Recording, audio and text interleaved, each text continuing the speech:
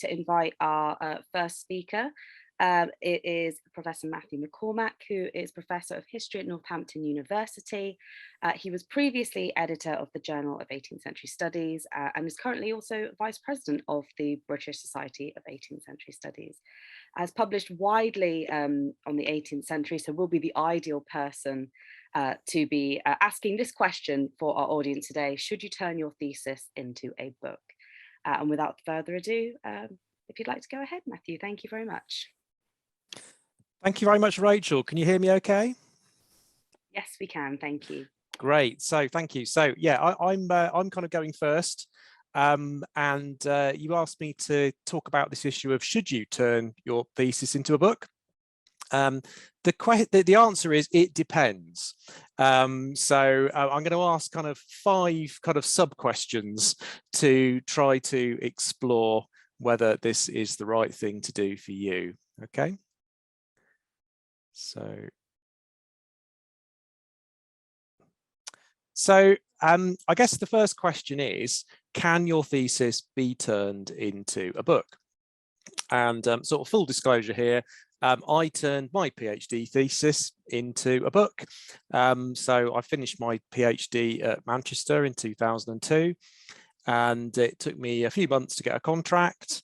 And then I spent about a year turning it into a book. So I spent a year converting it, and then it came out in 2005. So the whole process took kind of 2 or 3 years. So yeah, there's some things to kind of bear in mind here. You know, does your thesis feel like a book?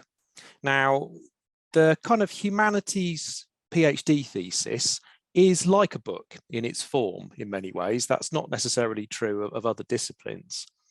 But some theses feel more like a book than others. Okay, some theses really hang together. They have a kind of a single thesis. They kind of have to appear as a whole rather than appearing as kind of installments, something like that. So think about the nature of your thesis. It may be that your PhD has been written with one in mind. I mean, certainly my supervisor really encouraged me to think about my thesis in kind of book terms. Yeah, so have a real sense of its kind of geography as a book and its appeal as a book and all those kinds of things. I know that varies. I mean, I know certainly PhDs nowadays often have to be quite specific in their focus in order to get approved by universities. A lot of funding bodies will only approve things that look like they're kind of doable in 3 years flat. Some require you to work on a very specific collection or something like that. So I know some PhDs nowadays perhaps have a narrower focus and perhaps don't work quite so well as a book. But it's worth kind of when you're writing your PhD thinking about it as a book, because that will make the process afterwards a lot easier. I mean, often you get feedback at your viva. So particularly at the end of the viva, when they kind of call you back and give you the result, often that discussion focuses on, well, what are you going to do with it? Yeah. So does it lend itself to a book? What type of book it could be? Should it instead appear, you know, are there 2 or 3 really good articles in here? You know, what next? Those kinds of questions. So think about the feedback you get from your examiners. And maybe bear in mind how much work it's going to take. So I was fairly fortunate in that my PhD already felt quite booky. So as I say, it took about a year's work. Didn't need major surgery, but it did need quite a bit of rewriting, you know, making it more accessible, stripping out a lot of the niche references, all those kinds of things. So it did take about a year. Some theses need a lot more work than that. So bear in mind how much time you've got to work on it and whether it's the right thing for you to do. Okay. So that's the first question. The second question is, will a publisher take it on? So is it the type of book that a publisher, be it kind of an academic publisher or perhaps a more commercial publisher, will be willing to kind of take a punt on? Because even academic publishers are businesses, okay? They've got a bottom line. They're not going to back something that nobody's going to buy. So you have to think about whether your PhD is marketable. Yeah, is it addressing kind of current concerns? Is it the sort of thing that people kind of want to read about? Some PhDs are perhaps more specific, more niche than others, whereas others have got a wider appeal. So think about how marketable it is. And is it the kind of thing that readers and libraries will want to buy? Okay, so libraries is often the key academic market for a kind of a PhD book, a first book, because they're typically kind of quite expensive and fairly narrow in focus. So, you know, is it going to go in a series that libraries subscribe to? Those kinds of things. Is it the kind of thing that's going to end up on course reading lists? So therefore, you know, course teams will buy it, will, you know, ask the library to acquire it. So you need to think about whether your PhD has a broad enough focus, okay? And often a publisher will ask you to maybe tweak the title to make it sound a lot broader than it is, yeah? So, you know, my PhD thesis, which, you know, started out sort of 1760 to 1832 or something, became Georgian England, because that was felt to be much more marketable. You know, you'll find that you may have to come up with some extra material, broaden your focus, emphasize that this is something that can appeal to a wide range of people. And that's really important for shifting units. So that's something that a publisher will think is important. It may be that your PhD doesn't quite do that. So it might be worth thinking about starting on a different book project rather than necessarily spending ages converting your PhD. So think about whether a publisher will take it on. Of course, it doesn't have to be a book. So there are other formats that you can publish in. Okay, so it may be that, you know, the advice from your supervisor and your viva is that actually there are, you know, one or two really good articles here, or maybe the PhD was structured around kind of 4 case studies, each of which could be published individually, something like that. Okay, maybe your big idea, your thesis, if you like, is best conveyed in a punchy 8,000 word article than it is over the course of a book. Okay, more people are likely to read an article, particularly if it's open access or if it's in the type of journal that a lot of libraries subscribe to. So if you really want to get your name out there and you want to put your stamp on a particular bunch of ideas, sometimes an article is a good way to go. Of course, you can do both. I mean, I would probably recommend publishing an article from your thesis and publishing it as a book. This is probably something that we'll talk about a bit later on. But certainly having published an article from your thesis doesn't preclude you publishing it later on. Okay, so it's a really good process. Publishing an article. I'm sure that's another workshop, isn't it, Rachel? I'm sure there's another workshop on kind of how to approach a journal, how to write an article. But it's a really good thing, and I would encourage you to do it. It's also worth thinking about chapters in edited collections as well. I mean, sometimes these get a bit of stick because they're perhaps not so highly valued in the ref and things like that. And they can be quite slow to appear as well, because an edited collection only moves as quickly as its slowest contributor. So these things can drag on for years, but often they're a really good thing to do. I mean, so that the book on the screen here, a book on gender and fatherhood, I published a kind of a version of some of my PhD material in a chapter in that book. And I'm really glad I did, because the history of fatherhood was a really new thing at the time. And that book, when it appeared in kind of 2005, that kind of time, really helped to kind of put its stamp on a particular field. And it was really good to be involved in that. So a good way to get involved in collections is to go along to perhaps the smaller, more tightly themed conferences, rather than the big kind of annual conferences that societies hold, because they might typically end up as a special issue or a collection. And that's a really good way to get your work out there. I would say, though, both articles and chapters can take a long time to come out. They're small, but they're not necessarily quick. Actually, the peer review process for books can be a lot lighter and swifter. and you've got a lot more control over the timescales with a book. So it's not necessarily a quicker way to get something out, but sometimes it can be a better way to get your ideas out there. Of course, the thesis monograph isn't the only option.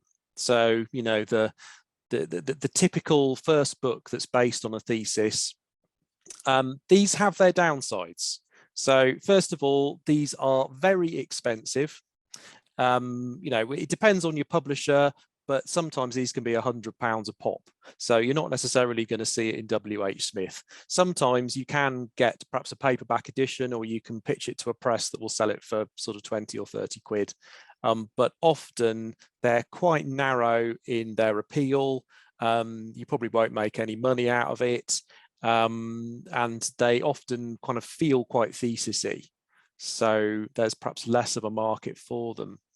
So you may feel that rather than working on your PhD and turning that into a book, you want to write a different type of book.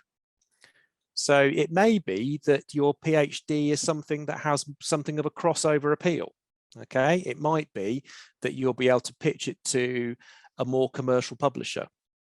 So if, for example, you're working on military history or biography or something like that, there's a big commercial market in these types of areas, and sometimes you can pitch a book in a commercial way. So, I mean, think about Amanda Foreman, for example. She did her PhD on Georgiana, the Duchess of Devonshire. You know, published it with a big publisher. Lo and behold, it became a film with Keira Knightley. You know, that was a highly successful PhD publication of the type that most of us probably won't have. But it is sometimes possible to pitch it in a more commercial way. It's also possible to write books for students that are more commercial. So my most recent book is a textbook. So it's not based on that much original research. It's more a kind of a survey of a field, a survey of secondary literature. It's a teaching guide, effectively. It's come out of a module that I was teaching for kind of over a decade. So writing a textbook possibly isn't something that you would do when you're starting out, because often it's based upon kind of long experience of teaching in a particular area. That's often, in fact, all the chapters in here are lectures, effectively, that I've kind of developed up into chapters. But textbooks, you know, they're more affordable, they sell better, you'll probably make more money out of it. They're less good for things like the ref, less good for careers, but they're often quite a good way to kind of put your stamp on a field, particularly if you're kind of particularly care about teaching in that area.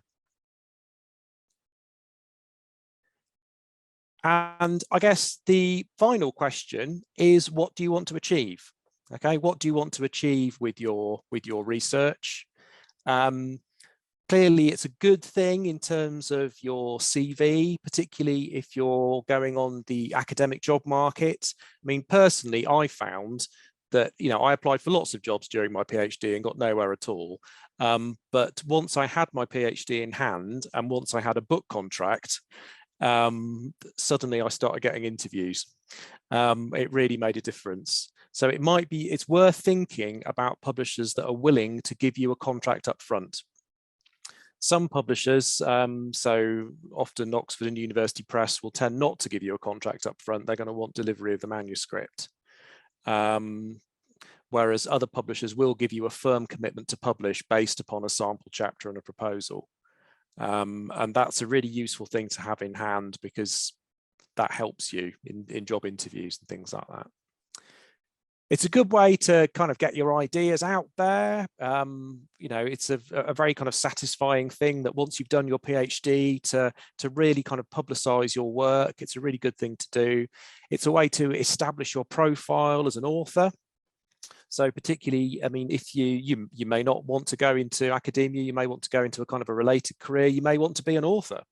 So, you know, writing a book is a really good way to kind of put you on that path too. And I put this one last. There's the thorny question of making money. In general, kind of thesis monographs do not make you very much money. There are some royalties, but they're fairly nominal. If I make 20 quid in a year off a book, I think I've done pretty well. It's the kind of the takeaway test for me. If I can buy a curry, I've done all right. You don't make very much out of it at all. If it's a more commercial publication, you might get an advance, but they tend not to be very large. One thing I would say is once you start publishing, register for ALCS, the Author Licensing and Copyright Service, because what that does is that tracks when people are photocopying your work, downloading journal articles. There's PLR for borrowing from libraries and stuff like that. I make way more money out of kind of ALCS than I do out of royalties. You can make hundreds a year out of that. So for goodness sake, once you start publishing stuff, register for that, yeah, watch the cash roll in. So there you go. Thanks very much. Brilliant. Thank you very much, Matthew. That was really interesting. It's already sparked some questions in the chat, which we'll be coming to in our Q&A later. So thank you very much. And we will pass on to me and Ellen's successors about the idea of potentially doing an article workshop. So that can be potentially on their to-do list as well. Excellent. So now we have Sarah Goldsmith, who is Chancellor's Fellow at the School of History, Classics and Archaeology at the University of Edinburgh. Oh, my thing's just gone. Her first book, Masculinity and the Danger of the 18th Century Grand Tour, came out in November 2020 as part of the new Historical Perspectives open access monograph series for early career scholars, and that's from the Royal Historical Society, the Institute of Historical Research and the University of London Press. So take it away. Great, thank you so much. Can I check, can everyone see my screen? Yes. Oh, great. Okay, so I thought I'd start by just basically going through the journey of how I ended up publishing my first book. But before I do so, I wanted to start with two provisos. Firstly, as you all know, when you put things in hindsight, the narrative looks really, really smooth.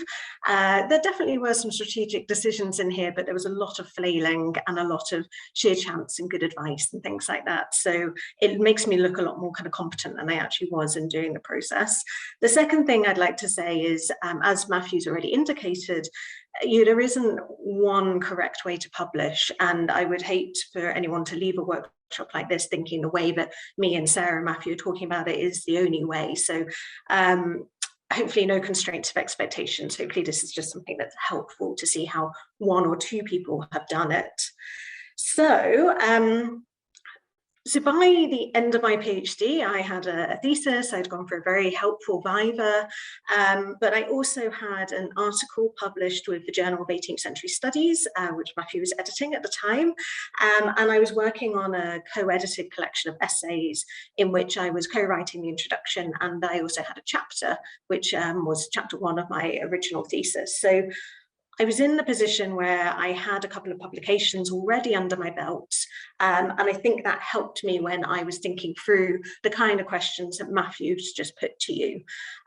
So I decided quite early on that I didn't want to split my thesis into a series of articles. I felt like there was a coherent and quite complex argument I wanted to get across in a monograph. But then I was really faced with the decision of, did I want to publish this quickly, just sort of get it out there and get it done? Or did I want to take more time to sort of rejig and think about it?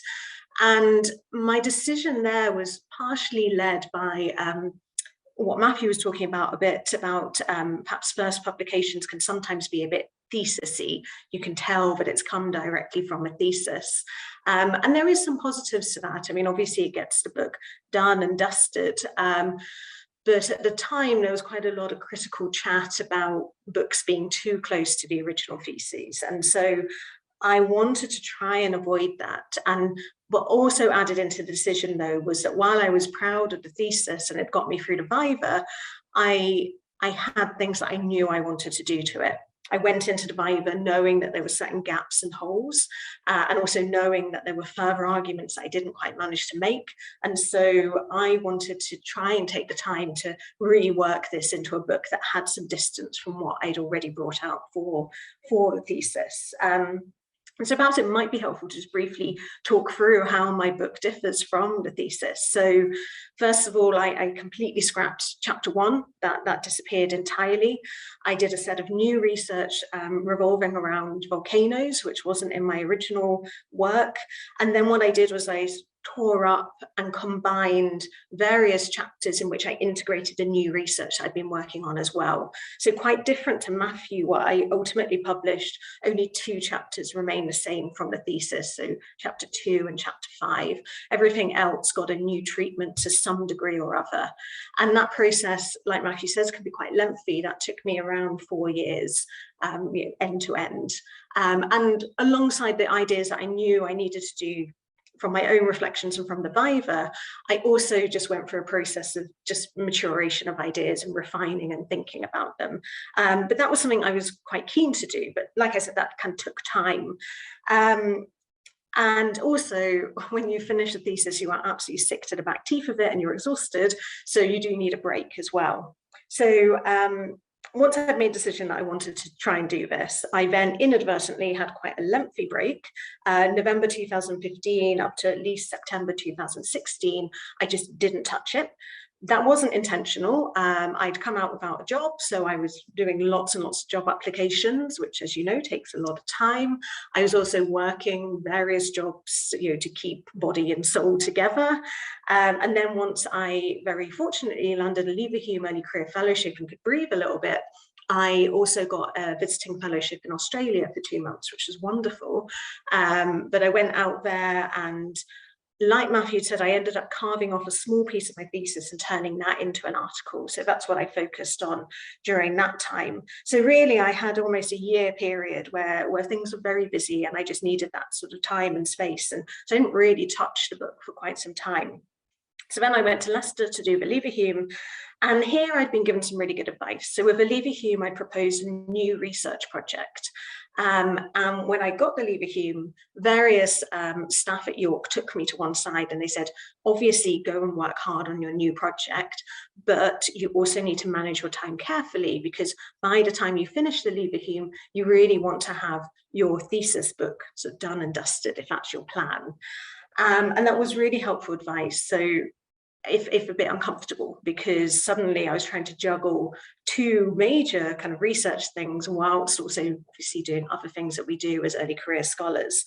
But it was valuable advice, because rather than focusing on the new project to the exclusion of all else, I made sure that I carved out a significant amount of time to really work on the book. And I was very fortunate that I was able to do that. But yes, so essentially, I strategically used some of my Leverhulme time to really rethink the structure of the book, to really undertake some new work, some research, and to do quite considerable amounts of rewriting.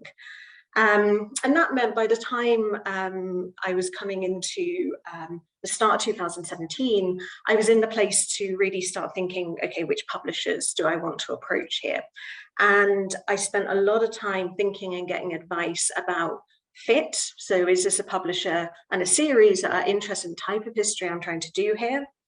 I did think about prestige, because as much as we do or don't want to think about prestige, it is something we have to factor in. I come next to that, I thought about speed as well. Matthew's mentioned that some publishing houses are faster than others.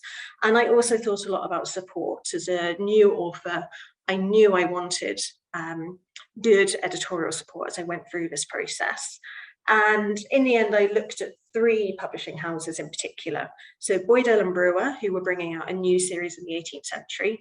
And I was very fortunate there in that they'd approached me and they said they were interested in the book and they wanted to find out a bit more. And that put me in a very lucky position of feeling like, actually, okay, I've got a bit of safety net here. And that gave me the confidence to go on and look at other publishers as well. I had a look at CUP, one of their series in particular I thought could be a good fit. That felt a bit perhaps over-ambitious. I'll come back to that in a moment. And then my mentor at Leicester, Rowie Sweet, who'd been my external examiner, she recommended looking at the IHR and the New Historical Perspective series, which was a relatively new series at the time.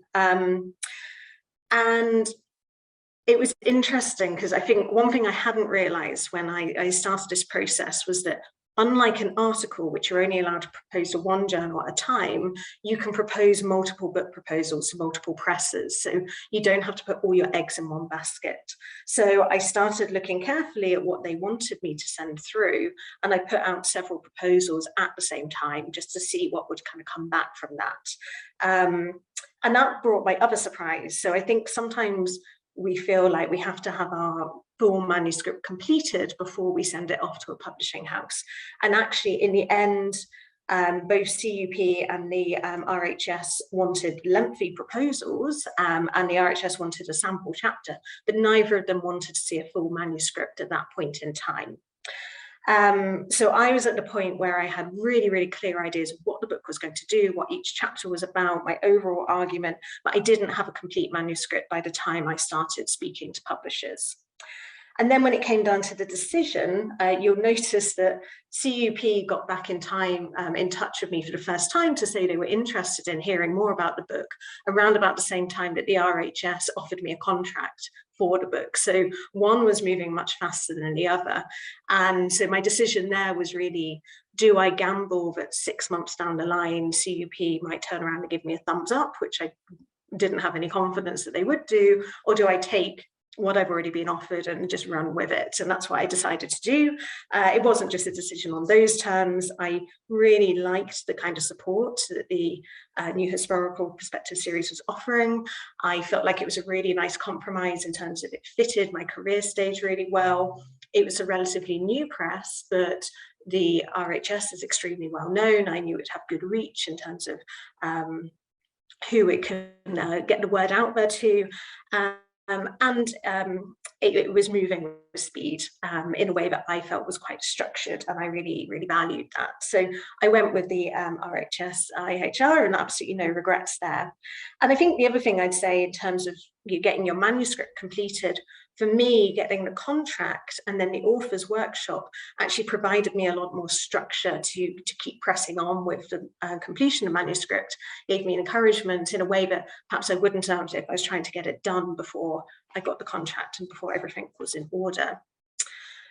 So once that was done and I'd settled with the New Historical Perspective series, we then moved on to the author's workshop stage.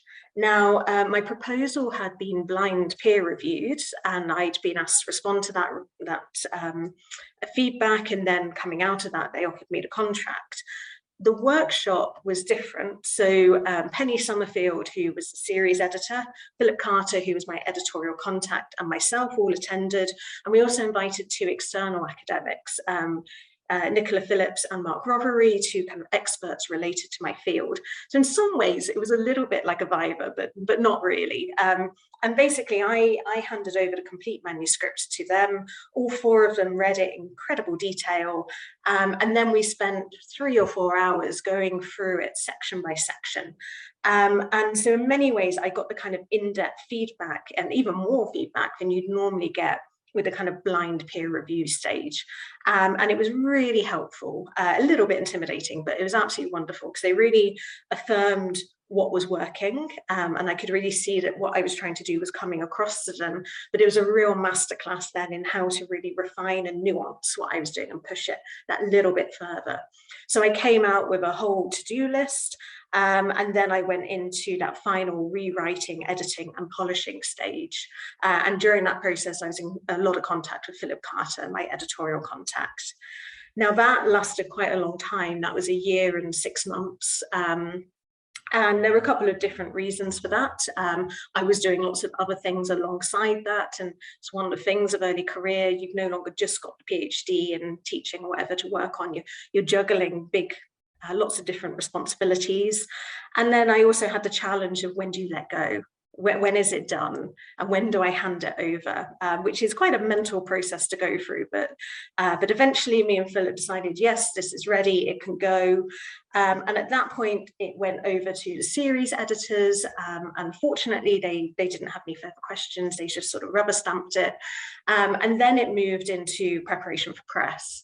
And this is something to bear in mind, that process itself was actually quite a long one. So January 2020 through to November 2020, that was all the proofreading, the copy editing, creating the index, getting images, permission for images. My goodness, they are expensive, be aware of that. Getting ready some of the kind of pre-press material. So yeah, and then finally, just at the point when I couldn't have any parties unless I was in Downing Street, the book was published. And I had to say it was a real pleasure by that point to have it out. And so, yeah, that's the journey. And I'm very happy to answer any questions. Please ask the questions. Please ask the really stupid question that you don't want to ask, because if you've got the question, someone else in the room will have it as well. But I hope that's helpful, and I'll hand back over now. Thank you so much, Sarah. Yes, it's really, really interesting to see the journey unfold, and also how you've balanced it alongside other things. And I'm sure there'll be plenty of questions coming through, both from you and from Matthew's talks. We have our final speaker this evening, which is Sarah Fox, who is currently a postdoctoral research assistant on the Leverhulme funded project, Social Bodies in British Letters, 1680 to 1820, which personally has a great appeal to me. And this is led by Professor Karen Harvey at the University of Birmingham. But why she's actually here today is that her book, Giving Birth in 18th Century England, has been recently published by the New Historical Perspective series, and she will be talking to us about her experiences as well today. So Sarah, take it away. Thanks, Rachel, and thanks everybody for staying to listen to me at the end. So I am going to go through my experiences. They do mirror Sarah's a little bit, but I feel like mine are a little bit scrappier. And those of you that have heard me speak, I think I spoke in one of these series before, know that I'm all about the context. So I'm going to be trying to put my experiences of writing the book into the context of sort of general life things and coping with the various other jobs that we have to do, not just as scholars, but as, you know, human beings, basically. So let me just bring my notes down so that I can make eye contact with you while I'm talking to you. Here we go. So my book was published in April 2022, and the general experience with New Historical Perspectives has been amazing, and I will talk a little bit about that. I got my PhD from the University of Manchester in November 2017, and I didn't feel able to face the idea of turning it into a book until autumn 2019, so it was a full 2 years before I could get really serious about it. I worked on the proposal that summer, and I submitted it in September 2019, so just short of 2 years after my viva. And I think context is really important here. So I spent the first year after my PhD literally scrapping around for work. I did lots of bitty teaching contracts. I spent a huge amount of time applying for jobs, as Sarah's just said, and I simply didn't have the bandwidth to turn my thesis into a book. Instead, I did what Matthew suggested. I submitted a chapter of the thesis to, as it turned out, several journals, hoping for a quick win. Now, as it happens, this wasn't a particularly successful strategy for me. The article was rejected from all 3 journals I sent it to, although I did get a revise and resubmit from past and present, which I'm quite proud of, actually. But when I revised it, they didn't want it anymore. Each time it came back to me, the reviewers were asking for more, and I simply couldn't put those things into an 8,000-word article. But the final rejection, which was from the Historical Journal, I think, made me realise that it wasn't actually the scholarship that was being criticised, it was the framing, that the work that I'd submitted had to go into this larger scheme of a book. And that article is now chapter 1 of the book. And when I submitted it to the author panel as part of the manuscript, it got great feedback. So I think that process of trying to refine it and turn it into an article ended up being quite important. So the thing that meant that I felt able to turn my attention to a book of the thesis was that I got a job. I got a 1-year, 0.5 FTE contract researching in the law department at Manchester. And it was only then, when I was no longer thinking about these little bits of teaching and marking and, you know, looking for the next job, that I had the breathing space to start putting together the book proposal. It was a deliberate decision to pick new historical perspectives. Firstly, because I knew that I needed a deadline, I needed a contract. Now, at this point in time, Cambridge and Oxford were generally requiring that you sent them a full manuscript, unless they were super keen.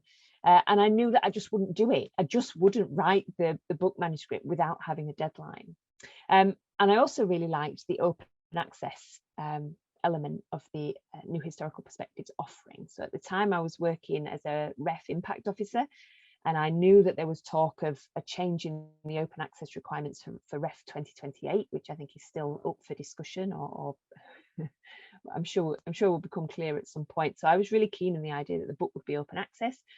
I knew that this also would mean that it was accessible to students, it would have a wide readership.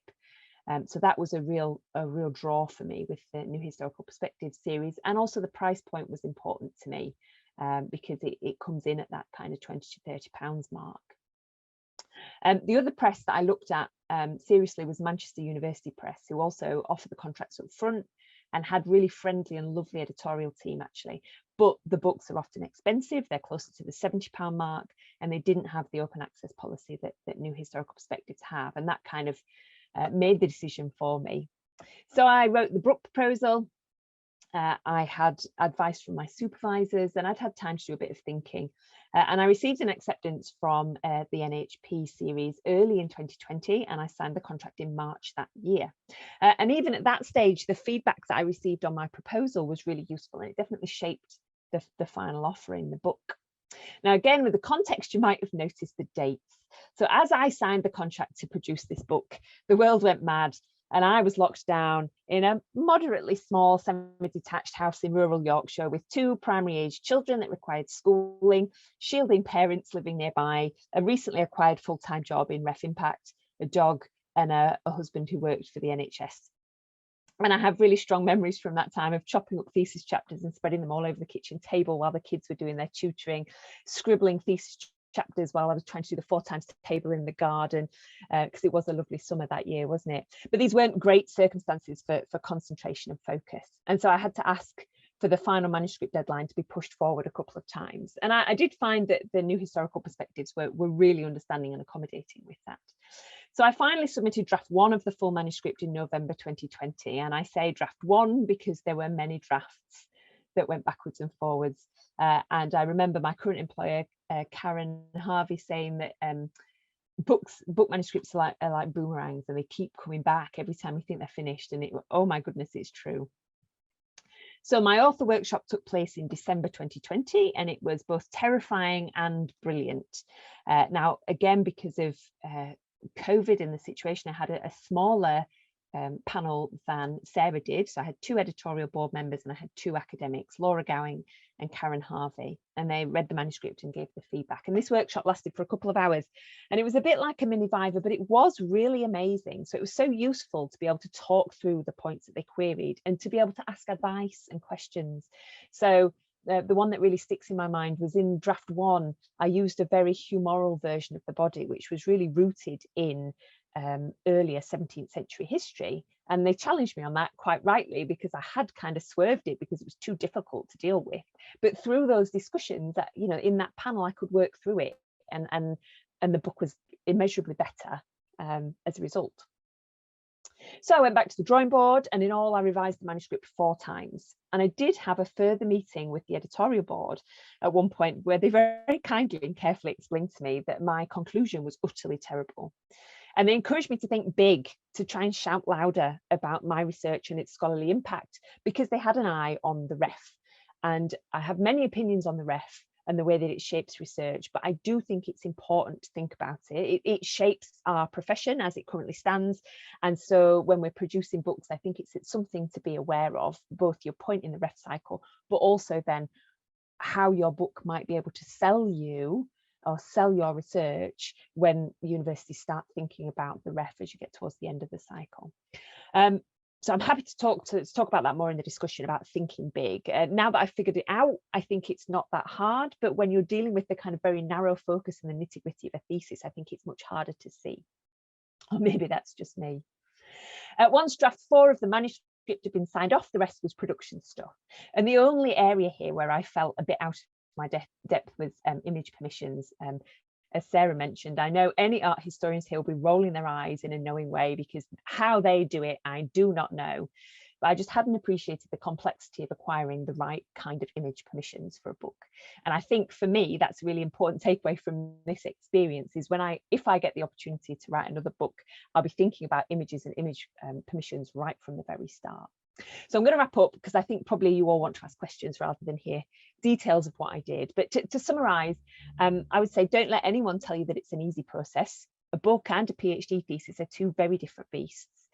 And I think the process of turning my thesis into a book helped me to kind of grow up as a scholar, like Sarah said, to mature, to really engage with difficult questions that I'd perhaps swerved in the thesis, to take stock of some areas of my thesis that hadn't quite worked. I remember my engagement with emotional history was really clumsy in the thesis. And then also to be a lot grander in my statements about why research matters. But it was hugely rewarding intellectually and personally. You know, it's a lovely boost to know that I did it. You know, I wasn't sure. There were times when I didn't think I would, and I did, and it's on my shelf. And occasionally I look at it and smile. But I would also say that it's a process that can't be rushed. And I know that there's a great deal of pressure to publish, that the book is seen as a gateway to jobs. And I think it's particularly important now that there's people like me remaining in the ECR jobs market long after really I should be sort of squirreled away in a permanent lectureship somewhere. But I also know that the time between submitting my thesis and starting my book proposal was really important for my intellectual development. I had to mature as a scholar, and I also needed enough distance to be able to look critically at the thesis and then start to dismantle it so I could put it back together better. So I'm going to stop there, because the purpose of this is for you to ask questions, not listen to me. But I just want to emphasize that I'm happy for you to ask me questions about anything. And then also the last time I did one of these, a couple of people contacted me in the chat with questions they didn't feel able to ask in front of the group. And I'm also happy for you to do that too. So thanks for listening. Brilliant. Thank you, Sarah. And thank you for highlighting the life is also part of creating a book, or not, if you go down the articles, chapters, or other routes as well. We do have to remember that we are all human and have all got our things that we might need to deal with, both inside the process and outside of it as well. So we will begin the Q&A. So what we're going to do for this, a lot of people have already started putting questions into the chat, which is great. Please, everyone keep doing that. What we'll do is we'll generally ask them in order, unless there is a question that is recurring, and then we'll maybe sort of group a couple of them together. But largely we will just go in order from when we receive them.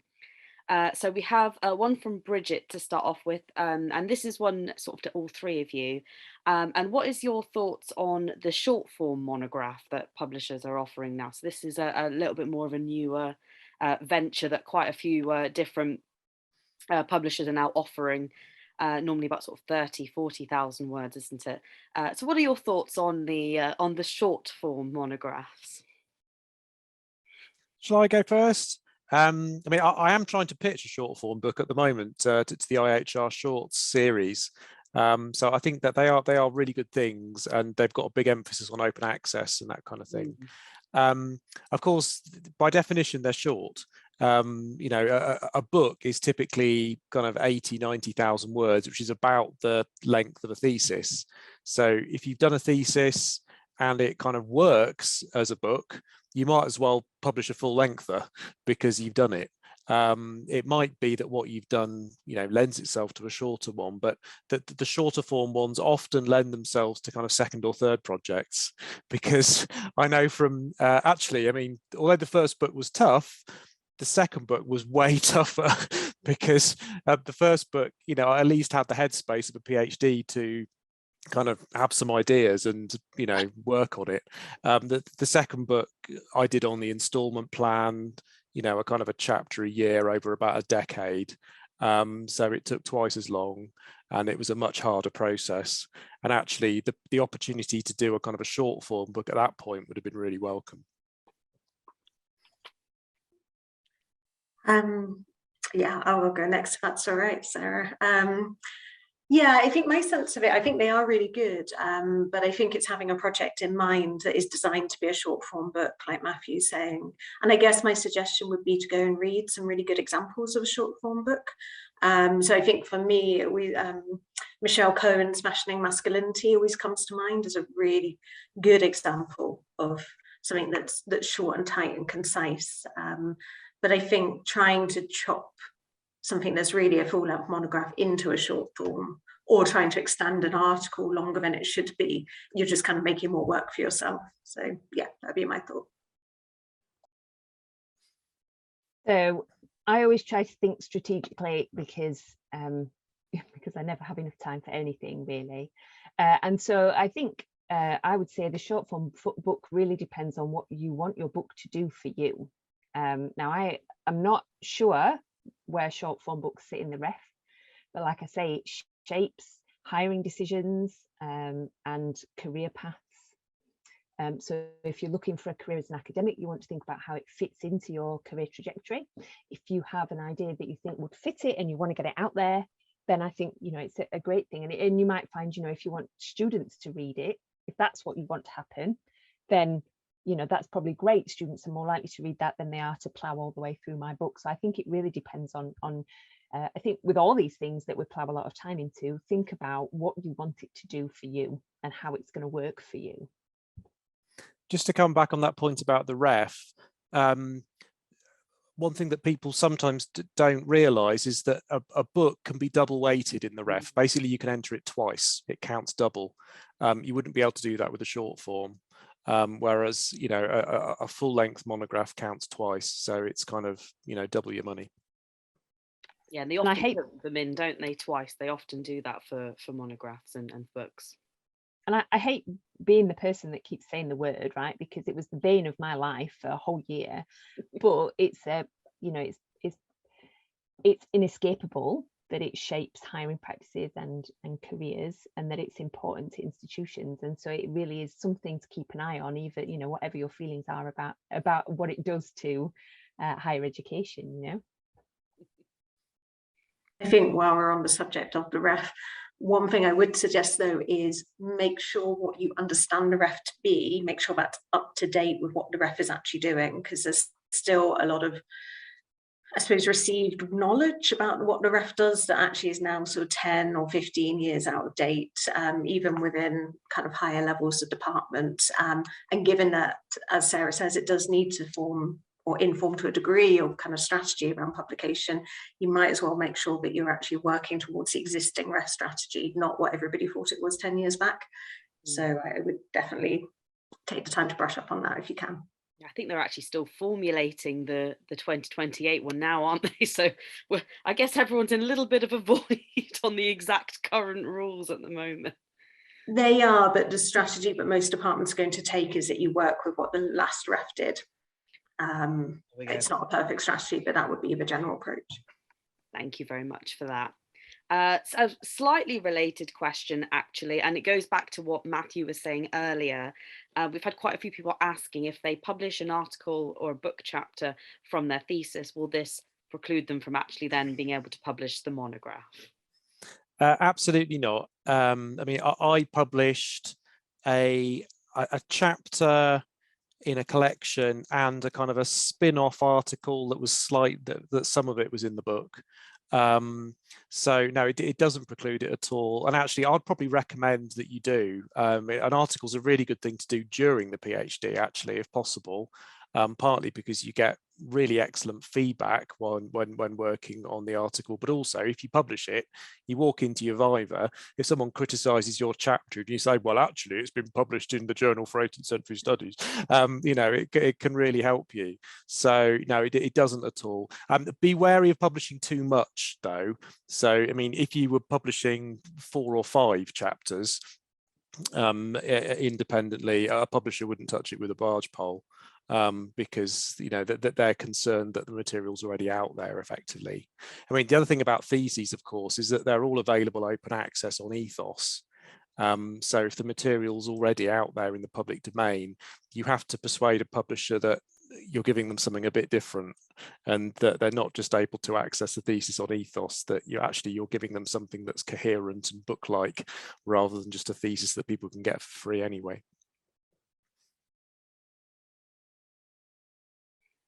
Brilliant. Did anybody else want to come in on that, or are we happy with? I think Matthew answered it perfectly. Brilliant. We'll move on to another question that's come up around publishing the monograph, and that is, if you have research that's interdisciplinary, so we've got some people doing sort of history and literature, or history and art. We've also got some law in there and politics.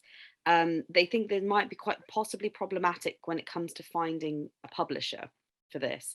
And they've said that this has come through some of the market research that they've been doing. So do you have any tips on publishing sort of interdisciplinary work, Matthew? Yeah, I mean, don't be worried about that. You might just have to be a bit careful about how you pitch it. So, I mean, first of all, there are some series that are deliberately interdisciplinary. So, for example, the Boyd Ellen Brewer series that partners with BSEX that Sarah mentioned, I mean, that they will only publish things that are interdisciplinary. So it's worth seeking them out. And I wouldn't worry about that too much. I mean, at the moment, I'm trying to get a contract for a book on Georgian shoes, for example, and I'm not pitching it to history publishers deliberately, because they have 4 or 5 grainy black and white images, and I want it to be a coffee table book. So, you know, I'm kind of pitching it to kind of fashion presses and history of art presses and stuff like that, and they are entirely relaxed about that. You know, so I mean, most of my work's been interdisciplinary really over the last 20 years, and I've never found that to be an obstacle to getting published. In many ways, it's a plus.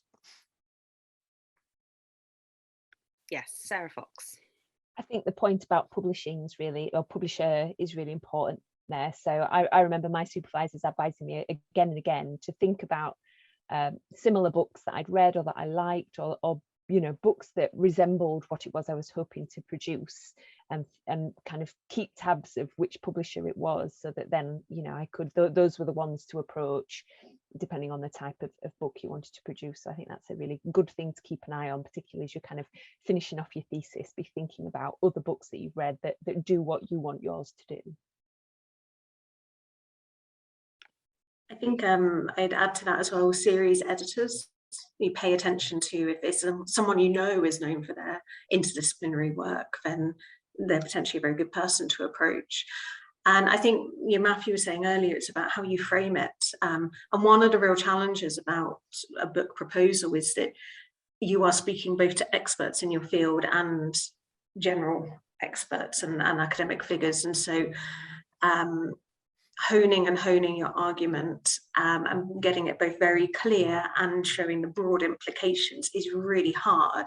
But if you can't do that, you're going to struggle anyway. And I think that's as imperative whether you're doing an interdisciplinary approach or not. So if you can hone that and explain why you're taking the approach you can do, and justify it, then I think that should lead the way well. Brilliant. Thank you very much for that. We've had a few questions coming from slightly different angles, but I'm going to bring them together about the decision to convert a thesis into a book if you're not staying in academia. And the two sort of prongs are one being access, so things like you'd lose institutional access to things like JSTOR and databases and things, but also potentially career-wise, what might be the best thing, I suppose, if you're not going into academia, to do with your thesis. So I feel like there's a freedom there, because you're no longer bound by this idea of what is the book going to do for your career. So you can publish it in a form that you want to publish it. You can start looking at things that, you know, if you want it to form part of an academic career, it's quite a kind of certain progression. Whereas if you know that you don't wish to pursue an academic career, then you have some freedom. I mean, obviously you're then working on it slightly removed from some of the structures that might have supported you through your PhD, but I'm sure you can still draw on the connections that you had. Regarding the institutional access, the periods of time when I have not been employed by an institution, I've been able to ask people that I've either just finished working for or my supervisors for honorary researcher status. And that's given me access to the libraries. And then I think B6 give you access to ECHO 18th century collections online. So I think some of the learned societies, have I got that right, Matthew? Yeah, that's right. Yeah, so I mean, you can get ECHO via BSEX now, for example. But as you say, yeah, I mean, often you can get a kind of an affiliation with an institution. You can work as a kind of a research fellow or something like that. And it may not come with money, but it will potentially come with kind of access, an email address, that kind of stuff. So that's quite useful, I think, when you need access to those research materials. You can also get alumni status with past universities, and obviously that means you need to go in person to the library, which isn't always as convenient, but that is another option. And I think as well, I mean, when it comes, I mean, it's a huge achievement to create a thesis in its own right. And I think particularly if you're thinking of leaving academia, and like Sarah says, you're not yoked to the kind of progression that would otherwise come with that, being really proud of what is an amazing achievement to have completed a doctorate, I think is really important. I know with some people I did my PhD with, or others that I've kind of advised, people who've wanted to go down more of a trade route. I think having a good look at trade press, OUP has an imprint, like Sarah says, there's a whole wide world of non-academic, non-fiction publishing. It is a very, very different style, but I think there is a real advantage as someone who's done a thesis, you've done something in depth, and so having a think about, okay, well, how can I take this quirky area that I've looked at and spin it out to a public audience? It's a very, very different set of skills in terms of writing, in terms of conveying, perhaps not the kind of nicety of information that we might go for as academics, but something that's much more engaging.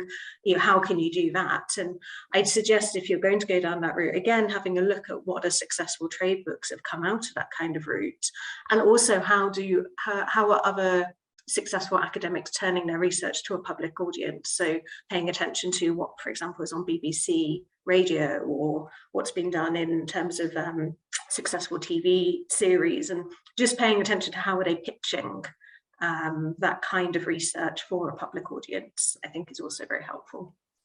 And it kind of depends kind of what job you want to go into. So I mean, I know people who've gone into perhaps libraries, archives, curating, heritage bodies, those kinds of things, and they publish their thesis as a book. Partly because they wanted to, because they'd done this thing and they wanted to get it as a kind of an itch they needed to scratch, but actually because they've got a kind of a public profile, it enables them to keep one foot in the academic world, and they have positions as visiting fellows, they collaborate on projects, those kinds of things. So if you want to kind of work outside of academia but kind of keep a connection with it, keeping up your published profile is really important. Brilliant, thank you. And there's actually a related question in the chat actually about writing, and sort of linking back to that sort of affiliation question that you've been discussing.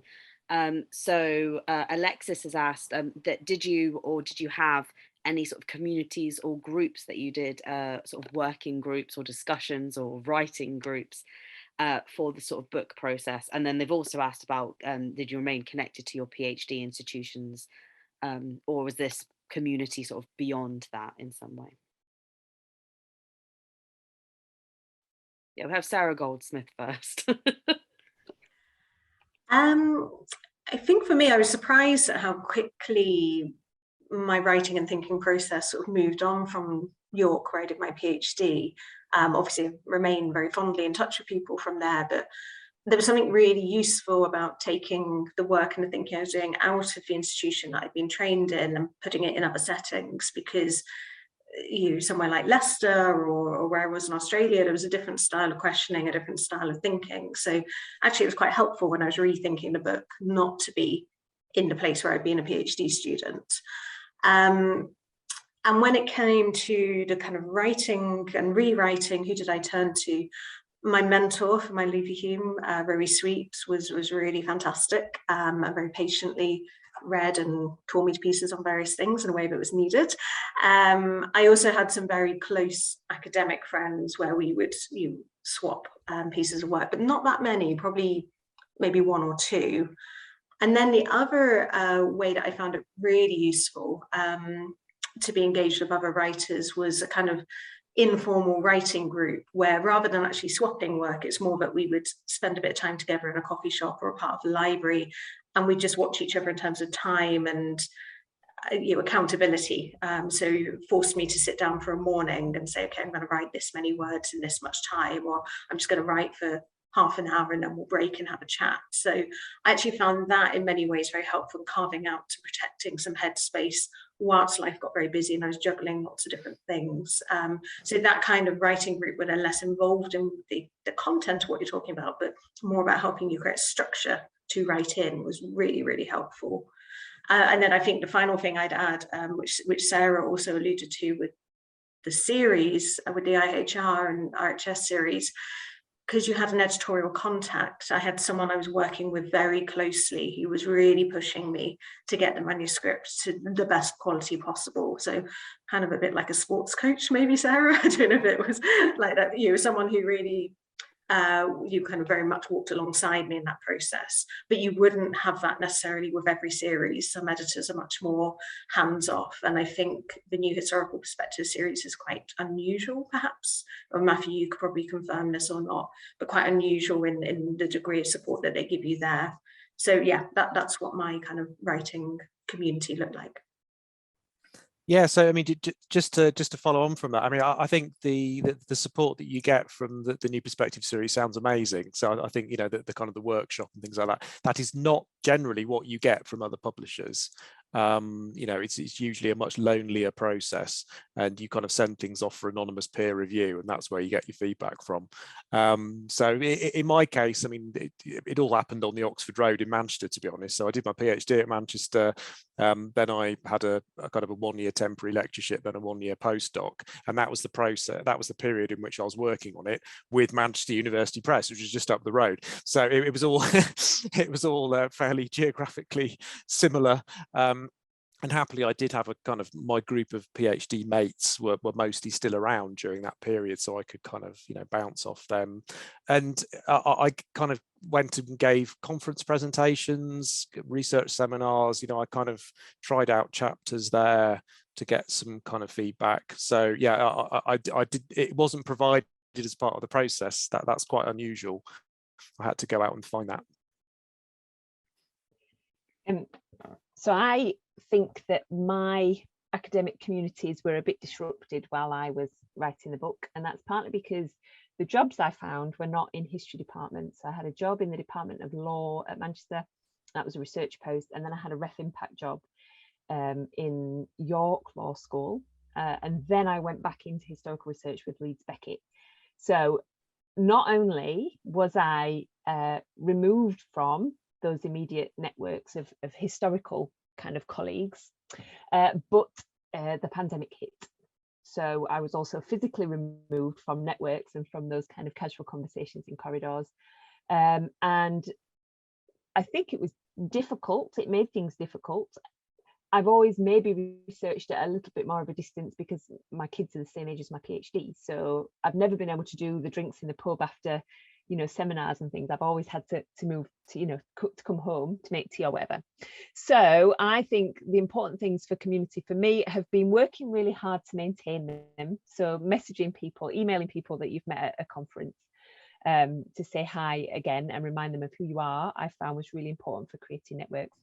I use Twitter a lot for creating networks and chucking ideas out and for making friends, and that then sometimes I've been able to ask them for help. And then I also drew heavily on my PhD supervisors for a year or two after the PhD finished, and then also my external examiner, who was Karen Harvey, and also then I think was involved in reading a couple of articles for me. So it was really about strategically asking people for help, the support from the press, which, like I say, is unusual, but also making a real effort to try and to give papers online. Once we switched to online, giving papers online was a good way of getting feedback on the work.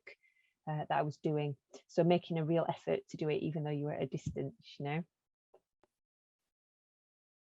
Brilliant. And I'm really pleased to hear that there was actually some different experiences and different ideas of that actually coming through.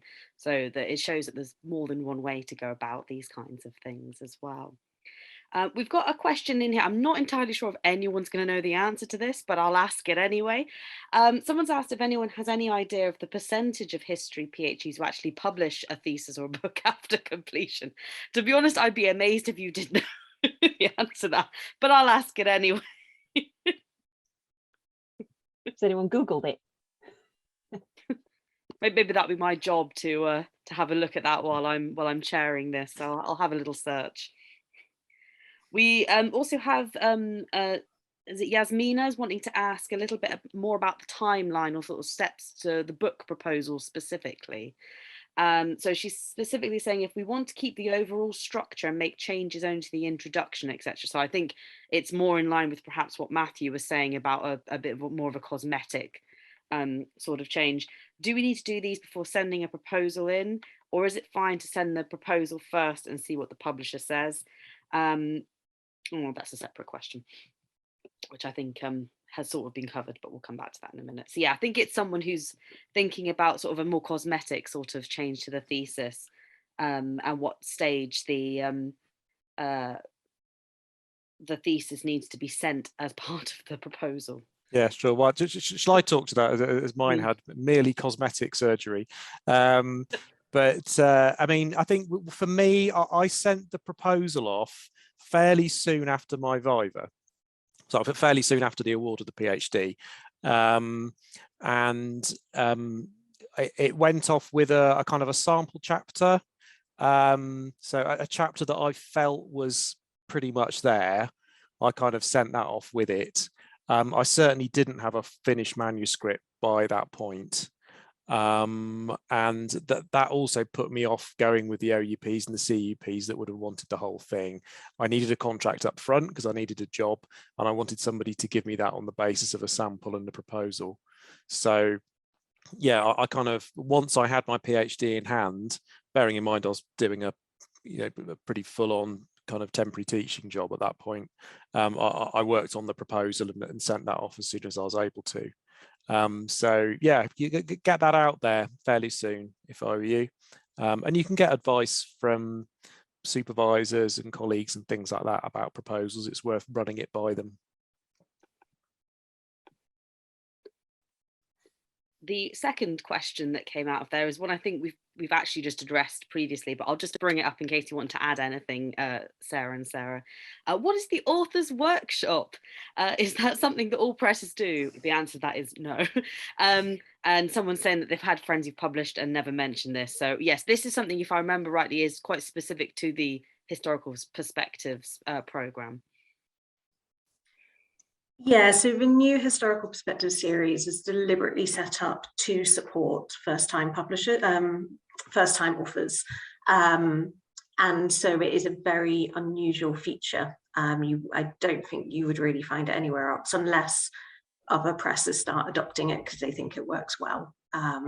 So it is very unusual, which is why you wouldn't have heard about it anywhere else. And I mean, Sarah sort of spoke to this earlier, but I mean, that and the kind of support that we're talking about is unusual and it can be very hard work, but it definitely made my book a hell of a lot better than it would have been. It really pushed me to make it into the best book possible. So yeah, but again, it depends what you want from the experience. Do you want that level of support, or do you just want to crack on and do it independently? There's not a right answer to it. It's really about what you want for your experience of publishing. I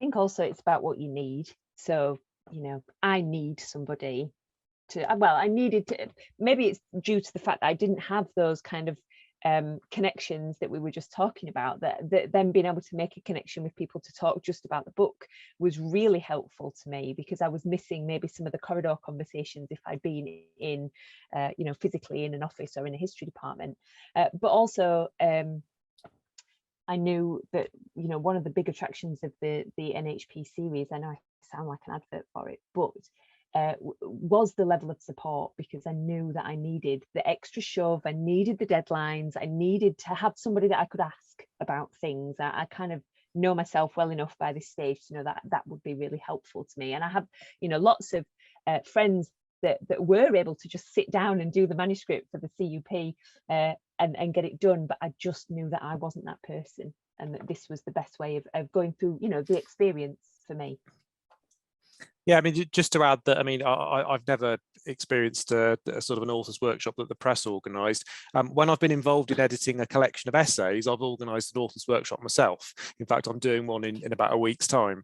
So it's often a really good thing to do, particularly if it's a group of people working on something, to get them in a room together. Can I just ask the Sarahs, though, did you feel that it kind of elongated the process? Do you feel that it kind of made the process longer, having this kind of extra stage? I'm not sure it did, because it was kind of instead of the review, a written review. So okay, so it took the place of peer review, effectively. That's the review. Okay, yeah. great. So instead of getting a kind of written thing to respond to, I had to sit and explain myself to, as it happened, Laura Gowing and Karen Harvey, which, you know, was terrifying, but allowed that kind of development of ideas that you wouldn't necessarily get if you got the, you know, just the paper review. Yeah, I'd say the same. I think I'd also say that I was mentally in a place where this was going to take me quite a long time anyway, if that makes sense, Matthew. I'd kind of, and I think thinking what Sarah said about what do you need, I'm someone who working ideas out loud works really well for me. And so actually a workshop where I can talk someone's ear off and they can talk my ear off is actually kind of very good for kind of an extrovert thinker in that sort of way. So yeah, no, I didn't feel like it elongated. Anything that elongated it was essentially me, not them. And like Sarah, I pushed back the deadline several times. I don't think they quite anticipated me taking a year and 6 months to get in the manuscript after the peer review, but that was me, not them, and not their process. So I'm going to just jump slightly, just because I know that Matthew has to go in a moment. So there's one question I wanted to bring up just before that, and in fact there might be another one, I hope we can squeeze it in. Is there anything we should be doing as PhDs to prepare for the process of potentially turning a thesis into a book? That's a really good point. I mean, as I say, but my supervisor always encouraged me to think about the thesis as a book, and to, if you like, think about the writing process as something where that was the end goal. I think it was always going to be a book in a way, because that's kind of the approach that he took. I mean, perhaps he's a bit old school, but yeah, I kind of had it in my mind all along, really. And I think that is quite useful. And I think, you know, when you're kind of doing your secondary reading for your PhD, you know, think about actually, you know, is this a series that I want to publish in one day? Could I see my work, you know, alongside these types of books? So you could even think about pitching, really, at the PhD stage. Yeah, Sarah Goldsmith. Oh God, sorry, it's gone completely on my head. I'm not quite sure why, sorry. I think alongside that, I would suggest trying to publish articles or edited or chapters, simply because it gives you some breathing space after you finish a PhD, in terms you've got it on your CV. It also gives you the experience of publishing, even though it's not the whole manuscript, it's put you through some of that process. And then I think it's a bit of a balancing act, because at the end of the day, you're writing a thesis, and a thesis has to pass Viva. And that is not the same as what might be needed to get a book published. And so for me, I think, although I'd always had in mind it was going to be a book, one of the things my supervisor kept on saying to me was, just needs to be good enough to pass the Viva at this point. And so obviously you don't want to go out of your way to create loads of work for you on the other side of the Viva. But at the same time, I think it could be unhelpful to get so caught up with trying to get the book ready before you've done the Viva that could also be a bit unhelpful. So yeah, trying to find the right balance in that, I'd say. Brilliant. And just very quickly before Matthew goes, someone's brought up again about the publishing chapters or articles from the thesis. They're asking, would there be copyright issues of actually reproducing these when they might end up in a book later on? Yeah, absolutely. So you need you need the permission of usually the kind of the publisher or the editor of the place where it appeared originally, and you'll also need the agreement of the book publisher that they're okay with it having been published somewhere else. So typically in your acknowledgements you'll say this, I'd like to thank the historical journal for allowing me to republish this here or whatever. Okay, so yeah, you just have to be upfront about it and be very clear about it. I've never heard of anyone ever saying no, actually.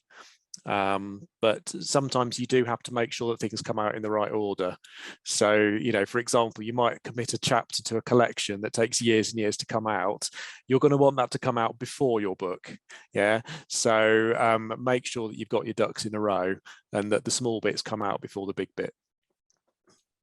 So I'm afraid I'm going to have to say cheerio. I've got a historical association meeting in a few minutes, but it's been great. Thanks very much. And thanks for all the questions. Thank you very much, and enjoy the meeting. It sounds like it's going to be great that it's being re-established. Thank you very much. I'll go back now to my list back up. I just wanted to get those questions in just before Matthew went. This was quite a straightforward question for a large part, but I might add on a smidge of information that someone else might want to know. So someone's asked, were your theses available open access? And I wanted to add on to that is, did you embargo them for any period of time? Yeah, I embargoed mine, and it ended up, I think, 2 years.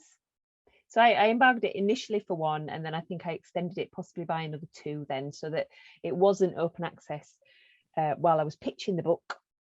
But as it happened, whilst I didn't think, when it was a PhD thesis, I didn't think it needed a lot of work. When it came to it and I returned to it, I did do quite a bit of work. So I think there were maybe 2 chapters that survived relatively unscathed, full rewrite of the introduction and conclusion, like quite extensively. And then I turned chapter 1 into 2 chapters. So I separated it and kind of bulked them out. The second chapter wasn't in the thesis on material culture. And then, as I think I mentioned, I had a chapter on the family and history of emotions that was just really clunky and not very elegantly done. So I kind of kept the main body of that, but really kind of redid the framing. So it ended up being quite different from the thesis. By the time the thesis became open access, the book was very different. Yeah, almost exactly the same, just on different subject matter. And I think I extended my embargo several times. And it's weird now because it's got quite a similar title. I don't know about yours, Sarah, but it sounds very similar, but they are actually really quite different pieces of work. And there's whole sections in both which you don't match at all anymore. So, and it is odd, because sometimes my thesis gets referenced and I'm always a bit like, ooh, could you not go for the book now? I'm not quite sure how you get around that problem, but I guess I would suggest, if you're thinking of publishing, just embargo it. And what I would always, if someone emailed me and said they wanted to see it, I'd always send them it. Like, I had no problem with people reading it. I just didn't want publishers to have the excuse of saying, oh, it's too similar. So yeah, I think that's actually a really good bit of advice. I'm glad I added that little bit on there, because that's actually really helpful. Eloise has asked, how important is it to have pictures or illustrations, and is it expected to have some? I have 3, I think, or 4. So always things that I'm talking about. So they were images of something that I was discussing, an image that I was talking about, or an item that I was talking about. So that's all that I had in mind, and I am hugely grateful that that's all I had in mind, because getting the permissions for those 4 things was a real process. I managed to do it without spending too much money, but the costs of those reproductions fall to you unless you can get a grant from somewhere, which I had never realized. This never really kind of crossed my mind until I was actually at this stage of doing things. But also then, kind of asking museums for permission to reproduce images, and then they were saying that I had to, get in touch with, just being sent on lots of email chases before you could get that permission in place. So I don't think it's expected unless it's, important to the point you're making. But it's, definitely something to be aware of as you start to think about publishing. And I would maybe think early on about asking whichever publisher you get a contract with about that process, and starting it earlier than you think. Yeah, to give you guys some context, I mean, some of my pictures I got for free. Most cost around £150, and the most expensive was about getting up to 250 because it was the cover image. I did not realise that. And what makes me even more of an idiot is that if I'd published the book as it originally was, there wouldn't have been that many images. And I think, like Sarah said, you essentially include images if they're part of your argument. There's no point shoving them in otherwise just to look pretty. And actually publishers will probably thank you not to, because if you're going to put them in, it requires a different type of formatting.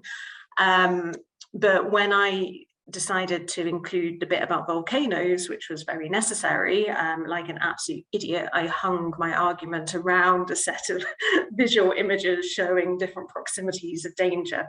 And I don't regret it, because I ended up with this beautiful cover image that I absolutely adore, but it required, I had to have like at least 8 or 10 images. And oh my God, it was so expensive. At which point, like Sarah said, there are grants that you can look for. So the Scaludi grant, which is administered by the IHR and the RHS, is probably your best bet, and that's where I managed to get the money from. But it's limited, and it is more limited for historians. Someone earlier was saying that they're interdisciplinary. If you have an art history angle, there are more pots of funding. But I did try and apply for those, being like, yay, the grant tour is all about art. But unfortunately, my main argument was like, the grant tour is not about art, which they saw through, and they're like, well, your book's not about art, so you can't get the money. So yeah, I think it's trying to think creatively about different pots of money, and always speak to your institution, because they might have some weird little society that might give you pots. And I tapped into a similar one in Leicester, but it is really expensive, and it completely shocked me how much money you spend. And I'm still a bit worried that I might get a lawsuit because I didn't get the right type of copyright. So, you know, good luck. When in doubt, don't include them. No, well, add to that, one mistake that I made was I included a satirical image that had, obviously there were many copies of them available, and I found one that had to be paid for, and I didn't think to look in other collections for the same image. So if it's a piece of ephemera that's been published over and over again, then go through different collections, because some of them will let you use the image for free, like the Welcome, and others, like I think it was the British Museum, will make you pay for it. And then when I tried, I didn't open the download, I tried to, they gave me half the money back, but I'd already paid for this image that I didn't have to pay for because it just hadn't occurred.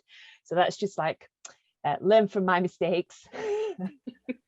And that is something that your publishers should ideally help you with, but likewise, I didn't. So Wiki Commons is a good place to look for potential free images. And also sometimes you can reach slightly weird deals. Like I promised to ship my book to various far-flung libraries, and my firstborn child, there's sometimes they'll compromise, but especially if it's something like Brightman, where it's a fully administrative, big multi-billion enterprise, you're going to pay a lot of money. So we had a flip from one of the earlier questions. So the one that was addressed to Matthew was about what you would be doing if you didn't really change much on your thesis. This one is now thinking about if you're going to be doing a lot of restructuring on your thesis. When would be the best time to put in the book proposal? Would this be before you started the restructuring, once you've begun the restructuring? Yeah, so as you've both been through that process more than, say, Matthew did, what are your thoughts on that? I feel like you restructured more, Sarah. Did you sound like you kind of did more research and things on yours? I don't know, it sounds like we did, but at different stages. So I did a lot of thinking before I sent in the book proposal. So I was looking back at it the other day, actually, and I couldn't quite remember the timeline. But when I was looking at the book proposal, I was like, oh no, I had pretty much got it in its final format then. So for me, it was useful to do a lot of the thinking and the researching before that hand, because I wanted to have the confidence in what I was pitching and use the pitch less as a kind of exploration and get the feedback there. So for me, I did quite a bit of work and then submitted the proposal. So got it to the point where I could confidently say to the publishers, this is what I'm doing with it. But I think it sounds like you did it slightly differently, Sarah. Well, you know, so my basic research stayed the same. I just kind of reframed it and chopped it up differently.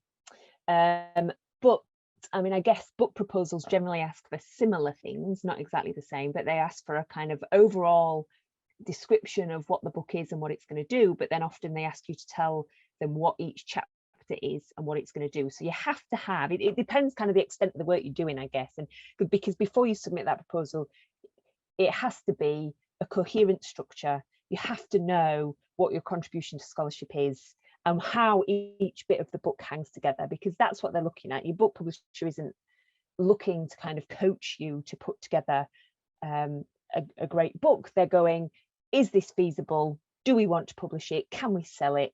So another question they'll ask will be about who's going to buy it. So, you know, thinking about different disciplines. And that's why I said, you know, think big. So I wrote about birth in the 18th century, but I connect it to neighborhood, society, perceptions of the body, kind of bigger concepts, which I didn't really do in my thesis at all, because that was all about the kind of detailed research and what it meant for you know, the kind of history of birth and midwifery. But in the book I really extended it out, because that is what persuades publishers to go for it. So I guess, you know, if you're going to rewrite, you're going to have a decent idea of what the rewrite consists of before you put your book proposal together. But if it's a place like NHP, if it's a series like that, then you don't necessarily have to have that stuff written or even the research done, so long as you know roughly what it is you're going to find, and you can kind of articulate that. I think actually this is a good time just to bring in the next question, because we've already started on this trend. What do book proposals usually contain? What do they ask you? What do they want to know? And it leads very nicely on to what Sarah Fox was just saying. I thought I'd bring that one in next. Yeah, I mean, if it's helpful, I've actually got my proposal form up at the moment. Oh, let's see. So the RHS, and each one is different, annoyingly. They have a general shape, but they're all slightly different. They wanted a cover letter. You filled out quite a long proposal form. Then they wanted a detailed proposal. Then they wanted a synopsis of chapters, a selected CV, price of images, a sample chapter. So that's just the kind of the basics of what they're asking for. And then within the proposal itself, a brief description of the project's scope and contents, the content list, whether it's been published anywhere else, and then talking about the kind of scope, so the overall proposal, and then details of the existing published field and competition, so very clearly situating yourself against or alongside everybody else. Trying to think what else. I think I've seen some ask for kind of courses that are being, it might be UCL I'm thinking of there for a different book I'm working on, but what courses are being taught that this might speak to? That's another question that sometimes gets asked. Yeah, they often ask where might it be sold, and within that you can pull out specific courses as well. But yeah, hopefully that's helpful. But I would always, I think we're like with any job application, look very carefully at what they're asking you to do and then do it. I know that sounds really basic advice, but having now sat on various panels and looked at various proposals, it's surprising how often people don't do that. Just do what they're asking you to do. And if they ask it for this many words, keep it to that many words. If they don't say, then be sensible about it. A bit like a cover letter, you keep it to 2 pages. No one wants a 10-page cover letter.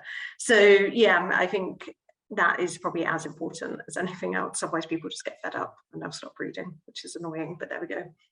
Sometimes the most basic things are the things that actually get forgotten because you're too busy in all of the details. So actually it's not a bad thing to remind people of actually that sort of wider picture of just do what they actually want you to do.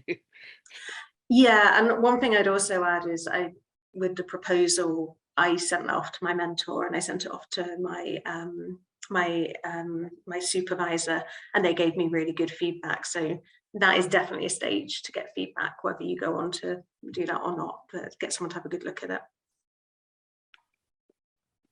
Brilliant. And just to finish off, we've got 1 minute, but this is a very quick question, which we've sort of covered already, but just to make sure that we have a clear answer. Bridget's asked, does it help if you already have a sort of number of book chapters or journal articles published? Is this an advantage, or is this actually, well, she says it's a disadvantage. I wouldn't necessarily say it was a disadvantage, but is it an advantage, I suppose, is the real question there. So it shows that you writing, able to write? I don't know really. I mean, I found the book really different to article publishing. So I guess, you know, there's something there about putting together an argument and going through the process, copy edits. I think that's an interesting stage, and my copy editor was amazing, but I also hated them quite viscerally at some points when I was going through it, and they'd found the most obscure problem that I'm so happy they picked it up. You know, I'm so glad it was them that got it and not some reviewer next year. But at the same time, I was going through it, and so dealing with things like copy edits and reviews, I think that's a useful thing to have down. But personally, I found writing the book to be a different experience, longer, more involved, you know. And again, that this idea of broadening it out and saying, really making a really big splash, whereas I think your articles, you do need to say why it's important, you need to answer the so what, but it's a lot more contained. Whereas with a book, again, taking us back to the ref, you know, you've got to show that what's 4-star universe beating or something, I don't know, but you have to kind of show that you've made this much broader impact with your book, and that's a slightly different way of thinking. So other than kind of practicing being published, I think I'm not sure that it's a particularly great, you know, that it's necessary. Yeah, I think it's hard to tell because they are very different, but I think one thing that I found helpful was just the experience of actually letting something go and going into the public realm, which is terrifying. And again, it's a different scale when it's a book, but that sense of I've got to let this go at some point, I think is a good thing to experience. I mean, I don't know in terms of CV. I don't know whether a publisher would look at your CV and go, well, they're not published yet.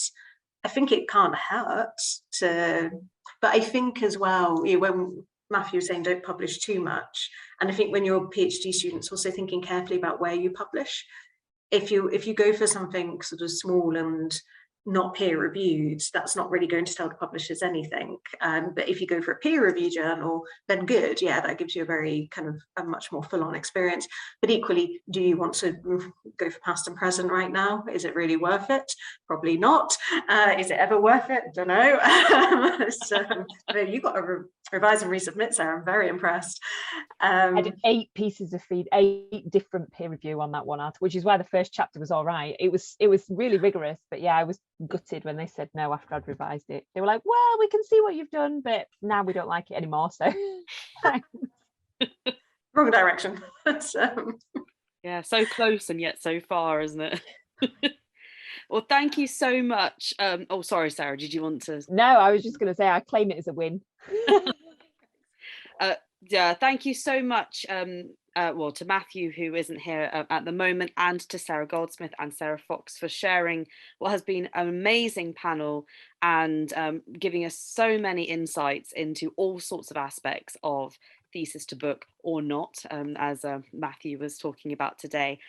There's been so many little bits of advice that I think will be really, really useful, particularly coming from people who've gone through the process at different times, through different methods, and letting everybody know about the secret authors workshop of the historical perspective, the new historical perspective series, but also giving a bit of a flavour as to the other presses that actually people applied to and their experiences there. So thank you so much. It's been brilliant.